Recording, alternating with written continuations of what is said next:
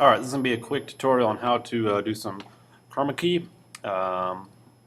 Real quick, go through the new project process. So again, click on New Project, give it a name, Chroma key. Go ahead and save it inside your folder. I'm just going to throw it on the desktop. Hit Choose and hit OK. Again, this is where we could set up our sequence settings, but again, we do it a different way, so just click OK. And now the program is open. Take that sequence that we have pretty much ignored and just drop it into the trash can.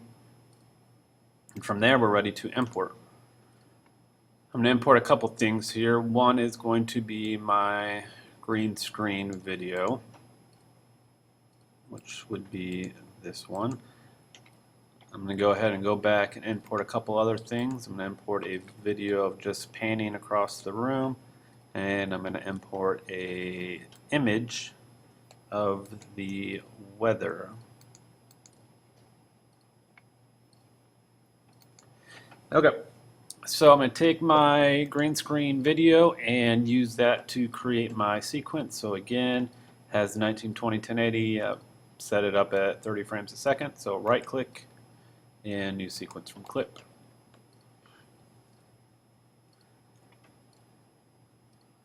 And it is now on the timeline. I'm going to zoom in a little bit, spread it out.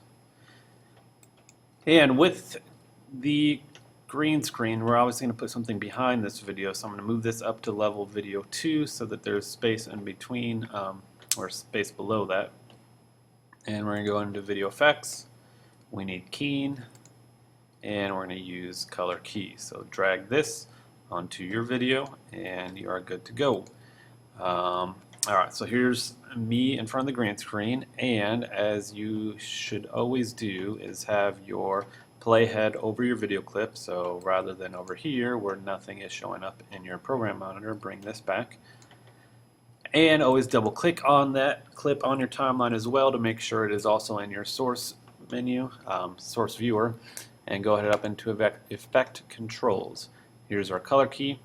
And the first step is pretty simple. Grab the eyedropper, click it, and click on the brighter part of the green screen, which I'm going to go about right here.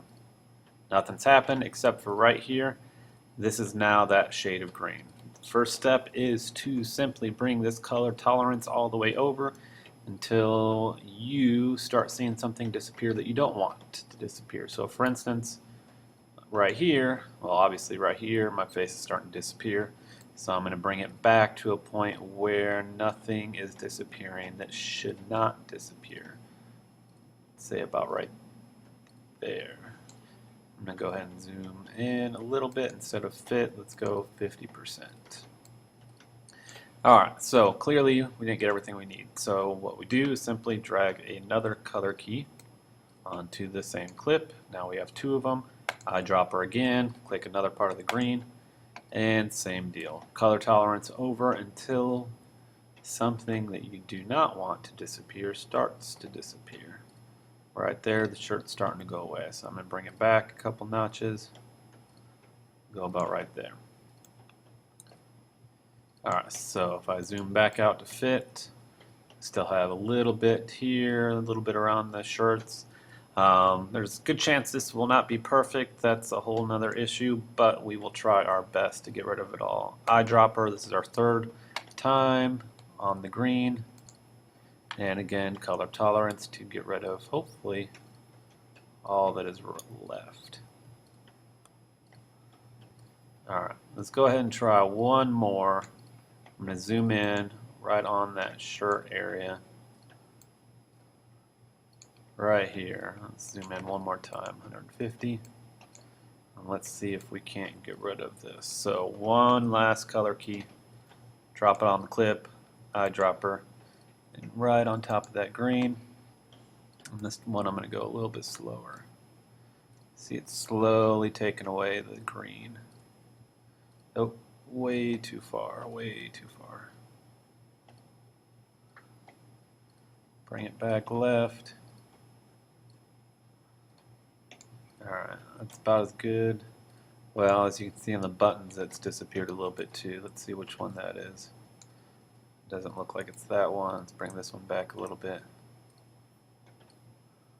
Not that one. Remember, Command Z will undo what you've done. Let's try this one. Not the problem. And let's try the top one. There it comes. See how it's coming back, that white. Alright, let's zoom out. Let's see what we got here. Alright, we got a little bit around the shirt. Let's see if we can use this edge thin and edge feather and try to fix that. I'm just going to start on the top one and kind of go from there. Edge thin, not really doing much there, so let's leave it at 0. If it doesn't do anything, then just leave it at 0. Let's try the next one. Edge thin. There we go. Now it's going away. So let's just try it at 3.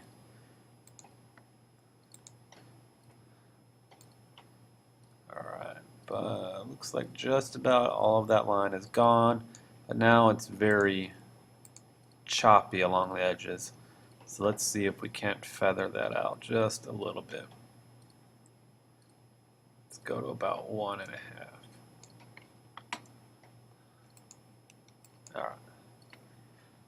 Alright, I don't see anything really gone that needs to be gone. There's still a little bit of green here. I'm not going to worry about that, but for the most part it looks like we're good to go. It's always good to skip through the video clip a little bit, because sometimes as your body moves, as your actor moves, you're going to notice some of the green pops back up. So it's a good idea to always kind of skip around a little bit in your timeline just to make sure it's good the entire time.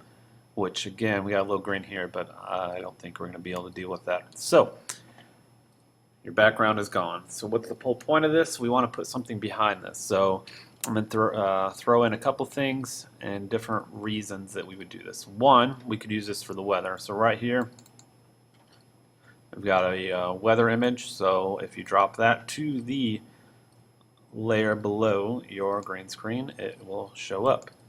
Now, of course, it's tiny, so if I really wanted to use this, I would double-click on the timeline, Effect Controls, and I would change the scale right here. I'd make it a little bit bigger, and there you go. So, for one, you could use this for weather, which we do for when we do the weather in class. Alright, another reason you might want to do is to put a video clip actually behind that. So let's see what this is. Alright, this is that simple pan. So if I drop this onto that layer, I'm going to shorten it up a little bit. And you now have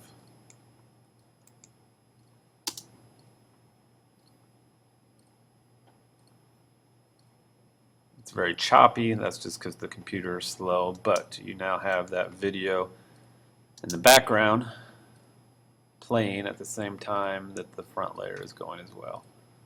Okay. Alright, the last option, if you don't have any video to use, you don't have any photos to use, you can actually put in just some simple color. So if you come up to your options up here, we're going to find a matte. We're looking for new, or we're looking for color matte right here. So File, New, Color Matte, click on it. And again, just make sure all the settings match your video, which 1920, 1080, 30 frames, square pixels, that's all good. I'm going to hit OK. For now, well, let's show it two ways. One, pick a color. If you want to use just one color, this is the easiest thing to do. Just pick one color, hit OK. Really doesn't matter what it's called, hit OK. And I can drop that down into here. So now there's just a nice simple blue behind the green screen. Now what you could do, if you really want to get fancy, you can actually add effects to this blue. So for instance, if you want to change the color, if you want to you can make it this sort of tie-dye look. You can pretty much do whatever you want to that color. I'm looking for a gradient. Let's see. 4-color gradient. So it's under Generate, and it's 4-color gradient. So if I put that on here, now we got this sort of tie-dye effect going on. If you want to change it, as always, double-click on it in the timeline, and then come up to, sorry, for your color mat, click on it in your browser over here, and you can change colors there.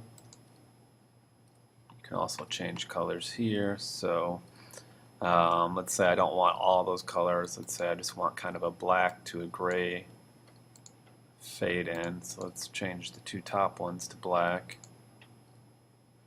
and then I can change the two bottom ones to a gray. So now it's just a nice sort of gradient as it goes from black to gray. Again, you can do pretty much whatever you want, but the point is that you can put a photo behind your video on the green screen. You can use additional video behind your green screen, or you could just use some simple colors behind your green screen. All are good, just depends on what you're doing. If you have any questions, let me know.